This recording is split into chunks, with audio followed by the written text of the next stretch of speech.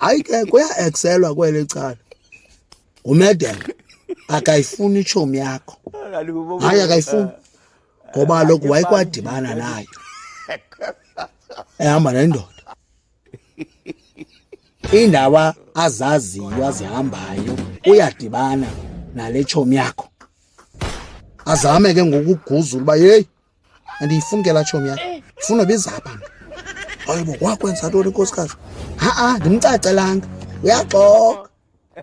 Ikhona le ndawo bazana kuyo, uyayiqonda uba uzandihambisa kakubili, iphinde ibe yindoda, ixoke ngomem.